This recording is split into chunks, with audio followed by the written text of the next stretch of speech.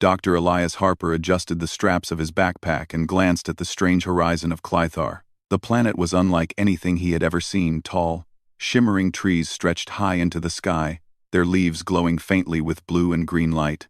He had traveled for months, leaving Earth behind to study the rare plants that were rumored to grow only here.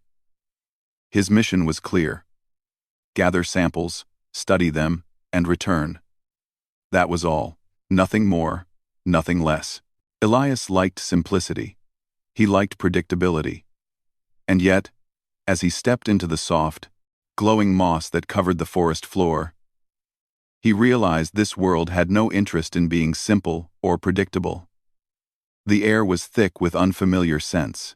Strange insects flew past, leaving trails of light in their wake. He felt a shiver of excitement and fear. Just stay focused, he muttered to himself. Collect samples, take notes, get back to the ship. That's it. But nature, as always, had other plans. A sudden alarm blared from his drone. Elias's eyes darted to the small device hovering above him. Its screen flashed red, and a voice he had grown used to hearing piped in. Warning. Malfunction detected. Return to base immediately. Elias frowned. Not now, he said. He pressed buttons, trying to regain control. The drone jerked and wobbled like it had a mind of its own, and then without warning it plummeted to the ground, disappearing into the thick foliage. Great, Elias muttered. He shoved his hands into his pockets and looked around. The forest was quiet, except for the soft hum of glowing insects.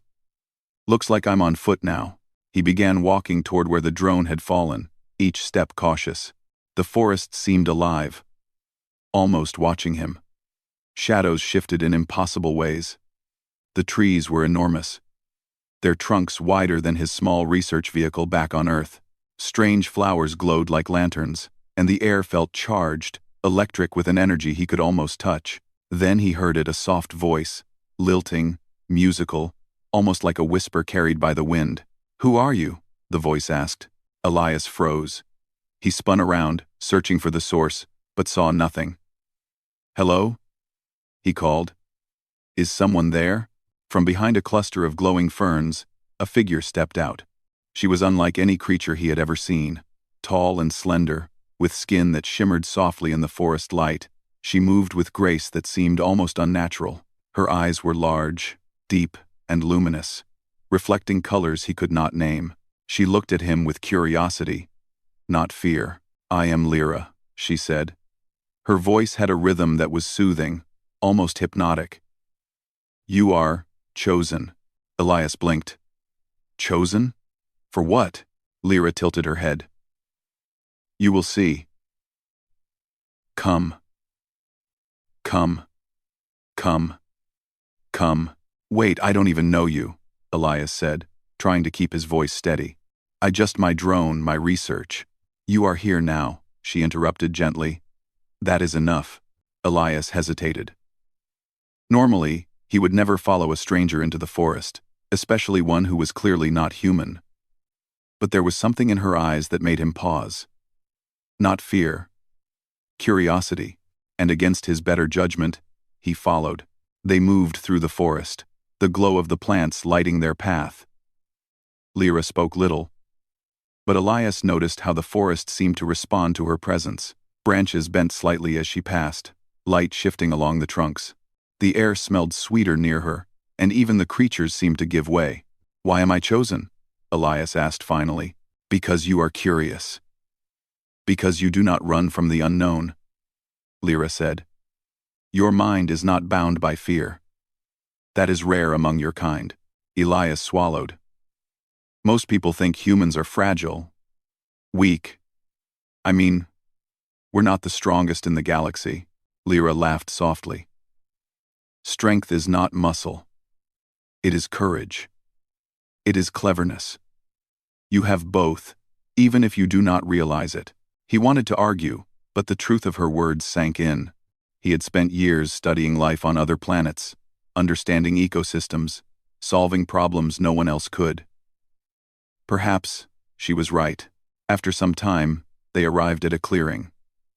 In the center stood a small, crystalline pond. The water shimmered like liquid silver, reflecting the alien sky above. Lyra gestured for him to sit. "This is where you begin," she said. "There are tests you must face. Challenges that will show if you are ready." "Tests?" Elias repeated. "I didn't sign up for—" "You did not sign up," she admitted, "but you are here. And being here matters more than your consent. Life chooses sometimes, not humans." Elias stared into the pond. He saw reflections not just of himself, but visions of paths he might take. Some were dangerous. Some were bright with possibility. His heart raced. The simple mission he had imagined was gone, replaced with something bigger, something he did not fully understand. "Where do I even start?" he asked. "Trust yourself," Lyra said. "And trust me." The first test came quickly. A low growl echoed from the forest edge. Elias turned, seeing a creature unlike any he had studied, a massive predator with translucent skin, revealing glowing muscles beneath. It prowled toward the clearing, curious about the strangers. "Run!" Elias shouted instinctively, but Lyra raised a hand. "No, observe." The creature approached slowly. Elias's mind raced. He knew from instinct that panicking would be useless. Slowly, he scanned the area, looking for anything to distract it. He noticed the bioluminescent flowers. If thrown, they might confuse the predator's vision. "Here goes nothing," he muttered, picking a handful and tossing them in different directions. The predator paused, its attention caught by the sudden flashes of light.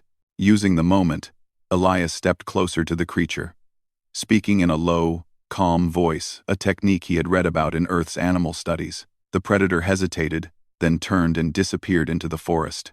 Lyra smiled. "Clever. You did not fight with strength. You used your mind." Elias exhaled, feeling a mix of relief and pride. "That was intense." "It is only the beginning," Lyra said. "The challenges will grow, but so will you." Over the next few hours, Lyra led him through the forest. Each step revealed wonders and dangers. Plants that could sense movement, rivers that shimmered with energy, creatures that communicated with color and light. Elias realized that this world was alive in ways humans had never imagined. And surviving it required more than knowledge. It required adaptability, creativity, and courage. At the edge of a cliff overlooking a vast valley, Elias stopped. He stared at the alien landscape, feeling both awe and a strange sense of fear. "I came here to study plants," he said quietly. "Expect nothing," Lyra replied. "And yet, be ready for everything." Elias looked at her, the truth sinking in. This was not just about research. This was about discovery of the planet, of life, and of himself. A journey he had never imagined, and somehow, he knew that being chosen by Lyra was only the start. As the twin suns of Clithar set, painting the sky in hues of violet and gold, Elias felt a thrill he had not felt in years. Fear, yes, but also excitement. Perhaps, after all, being chosen was not a burden. Perhaps it was an opportunity. And with Lyra by his side, he felt ready to face whatever came next. The next morning, Elias woke to the soft, glowing light filtering through the trees. The forest seemed alive, humming quietly, as if it knew he had survived the first encounter. Lyra stood nearby, her eyes reflecting the sunrise. "Are you ready?" she asked, her voice calm, yet full of expectation. Elias rubbed his eyes and stretched. I think so. What's first?" Lyra tilted her head, smiling faintly. "The first trial is not about strength, Elias. It is about understanding. Follow me." He followed her, stepping carefully over roots and glowing moss. The forest had changed overnight. Paths that had seemed familiar were now twisted, as if reshaping themselves. Elias felt a thrill of nervousness. He had always relied on logic and planning. Here, the rules were different.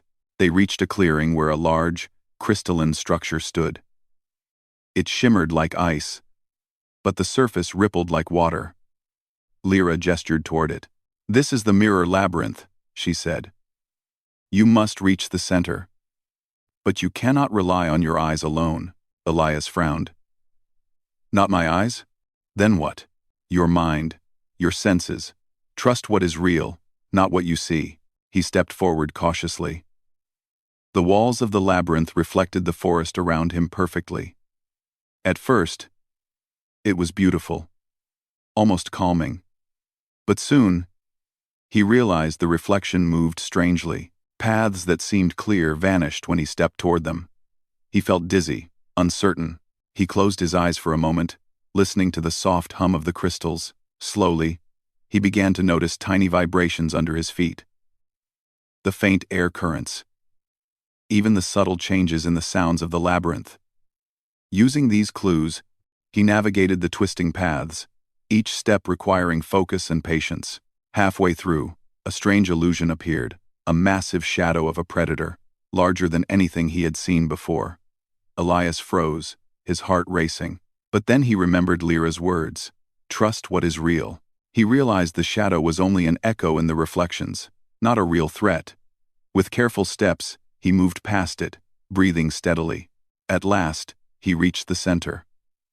A small pool of liquid crystal glimmered, and in its reflection, he saw Lyra waiting outside, smiling proudly. "You see," she said, "you used your mind, not panic. That is your strength." Elias exhaled, feeling a wave of relief. "I never thought something like that could exist. A place that confuses you so completely. Many lessons come in forms you do not expect," Lyra said, "and there are more ahead." Their next trial came quickly. Lyra led him to a river, its waters sparkling with bright, dancing colors. The river moved fast, and across it lay a small island, where a rare plant grew, a plant Elias had been searching for. "To reach it," Lyra said, "you must cross the river, but do not touch the water." Elias looked at her, puzzled. "Not touch the water? Why?" "The river is alive," she said simply. "It will test you." Elias examined the river. It seemed normal, yet he could feel something beneath the surface, an energy that made the current unpredictable. He searched along the banks, noticing stones that seemed stable and others that wobbled slightly. The challenge was clear. He had to choose carefully, step by step. He began. Each stone was a gamble. One wrong step could plunge him into the water. He moved slowly, focusing on balance, using his instincts and observing the energy in the river. Midway, a sudden wave almost threw him off. His foot slipped, and for a moment, he panicked. But then he steadied himself, recalling every lesson he had learned on Earth. Breathing, focus, adaptability. Finally, he reached the island. The plant before him glowed softly. He knelt, carefully collecting a sample, without damaging it. When he looked up, Lyra was smiling, her eyes full of admiration. "You see, Elias, you do not need to overpower what is in your path. You only need to understand it." Elias smiled, feeling pride swelling in his chest. "I think I'm starting to understand. Maybe humans are stronger than we think, in ways we never notice." "Exactly," Lyra said, "and your final trial will show the strength of your heart, not just your mind." She led him to the edge of the forest. Beyond it stretched a wide valley filled with strange creatures, some timid, some dangerous. Lyra explained that the creatures were part of a migration. A massive storm would soon sweep through the valley, and many creatures would be in danger. "You must help them," she said, "but you cannot control them with force. You can only guide them, protect them, and use your intelligence." Elias's mind raced. Guiding creatures through a storm? This was unlike anything he had studied. But as he watched the creatures, he realized something: he had faced dangers before, in the lab and in the field. He could adapt. He began moving among them, speaking softly, using gestures he had learned from observing animals on Earth. Some creatures responded immediately, following his lead. Others hesitated, wary of his presence. But Elias stayed calm, finding creative ways to lead them, placing glowing markers along paths, using natural sounds to direct them, and predicting where the storm would hit first. Hours passed. The storm arrived in violent waves of wind and rain, lashing through the valley. Elias worked tirelessly, guiding the creatures to safer grounds, sometimes rescuing those caught in the mud or tangled in roots. He felt exhaustion settle into his bones, but he did not stop. The creatures' survival depended on him. When the storm finally passed, the valley was quiet. The creatures were safe, many of them looking at him with something Elias could only describe as gratitude. Lyra appeared beside him, her hair wet from the rain but her smile steady. "You did well," she said. "You showed courage, intelligence, and compassion. You have proven yourself worthy." Elias wiped the mud from his face, feeling a mix of relief and awe. "I didn't just survive," he said.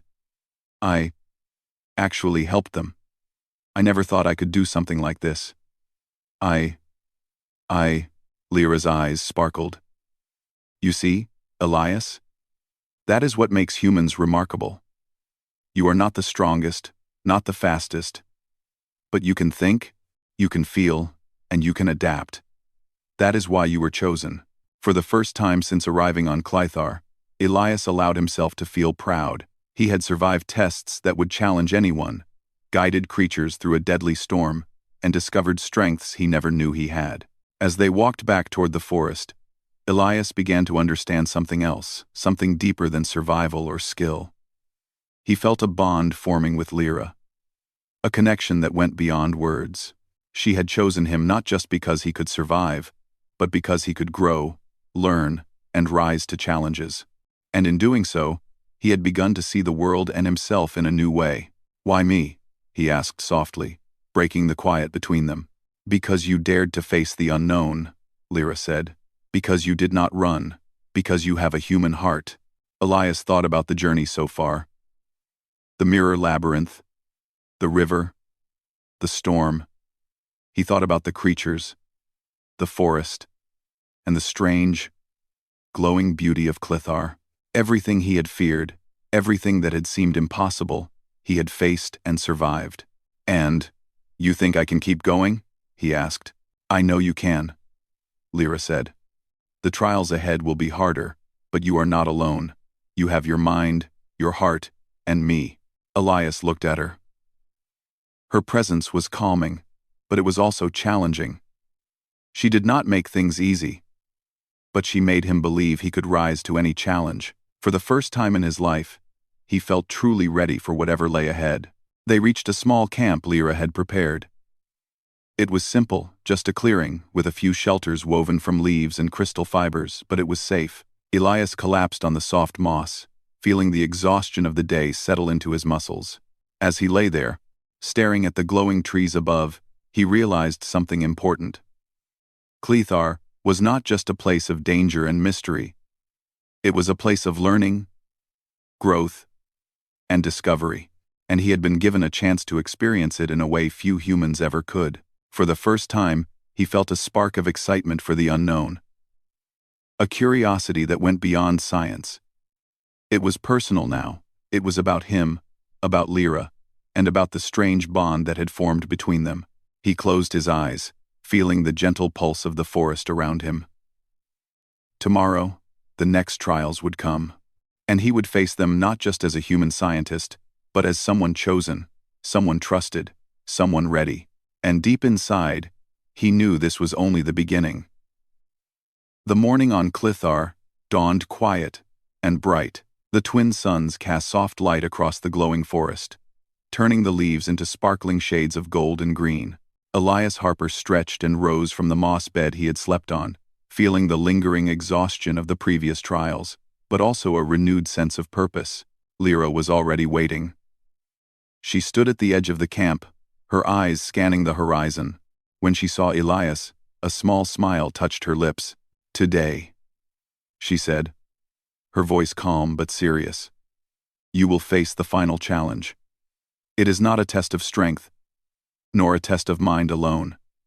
It is a test of trust, courage, and heart." Elias swallowed. The earlier trials had been difficult, but he had survived each one. He had grown stronger, braver, and wiser. Yet something in Lyra's tone made him pause. This final trial sounded different, more personal, more demanding. What does it involve? He asked. You will see, Lyra said. Come. They walked through the forest, deeper than Elias had ever gone before. The plants here were taller, older, and stranger. Some seemed to hum softly as they passed. The air was thick with energy, making the hairs on Elias's arms stand on end. He realized the forest itself seemed to be alive, aware of him. Finally, they reached a wide plateau overlooking a valley. But this valley was unlike the ones he had seen.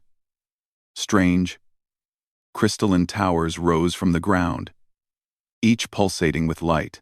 Between the towers moved swarms of alien creatures, some small, delicate, others larger and more intimidating. A soft wind carried whispers through the air, voices he could not understand, but somehow seemed familiar, as if the planet itself were speaking.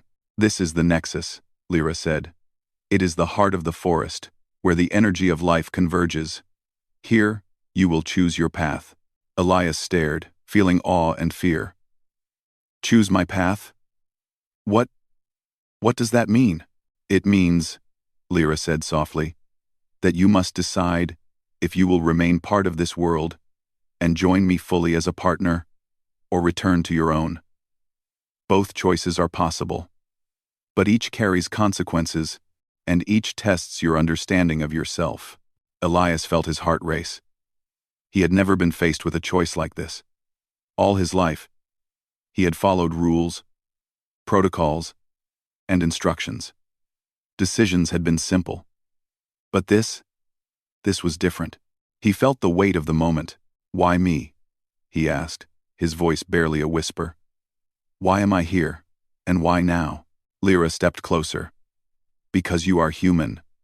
Because you have the courage to face the unknown. Because you have shown compassion, cleverness, and trust. These are the qualities that make humans remarkable. Elias looked out over the valley again. The creatures below moved with purpose, guided by the unseen energy of the Nexus. The towers pulsed with light, a rhythm that seemed almost alive. He felt the energy brush against him, as if it were testing him, probing for his intent. Then, what happens if I stay? He asked. You will be part of the Nexus, Lyra said. You will learn, grow, and help guide this world. You will explore places no human has ever been, and you will face challenges that will shape you in ways you cannot yet imagine. And if I go back? Elias asked, feeling a tug at his heart. I could return to Earth, to my work, my life, my normalcy. You could, Lyra said. But you will always know what could have been. Some opportunities are fleeting, Elias. Some doors only open once. He closed his eyes, thinking back on everything that had happened. The mirror labyrinth, the river, the storm, the creatures he had helped. He thought of Lyra, who had guided him, challenged him, and trusted him when he doubted himself. He felt pride in what he had accomplished, and a strange pull toward this alien world that had tested and shaped him in ways he never imagined. Elias opened his eyes and looked at Lyra. She was patient, waiting for his answer, her luminous eyes reflecting the light of the Nexus. His mind raced. He could return to the safety of his old life, or he could step forward into the unknown, into adventure, into partnership with someone who had already changed the way he saw the universe. He thought about what Lyra had said. Strength was not muscle. Courage was not just action, it was understanding, compassion, and the willingness to face what scared him most. And Elias knew something deep in his heart. He was ready. I'll stay, he said, his voice steady. Lyra's smile widened, radiant and warm. Then the Nexus welcomes you, Elias Harper. You are part of its story now. She reached out her hand, and he took it without hesitation. A surge of energy pulsed through him, and for a moment, he felt weightless, as if the world itself were folding around him. The valley below shimmered brighter, the towers of light spinning slowly, and the creatures moved with a newfound rhythm, as if acknowledging his presence. This is incredible, Elias breathed. I feel alive. More than I ever have, Lyra laughed softly. You are. And this is only the beginning. There is much to learn, many worlds to explore, and many lives to touch. Together, we will face what no one else could. Over the next days, Elias learned the ways of the Nexus. Lyra showed him how to sense the energy that flowed through the planet, how to communicate with the creatures using subtle vibrations and light signals, and how to navigate challenges that no human mind could have predicted. Each day, he grew stronger, more confident, and more connected to the world, to its life, and to Lyra. One evening, as they rested on the edge of a glowing cliff, Elias looked out over the forest. He thought of Earth, his old life, and the simple mission he had imagined before coming to Clithar. That life now seemed distant, almost dreamlike. He realized he had changed not just in skill or knowledge, but in heart and mind. He had discovered resilience, trust, and courage he had never known he possessed. You've grown, Lyra said, reading his thoughts. You are no longer the man who first arrived. You have adapted, survived, and thrived.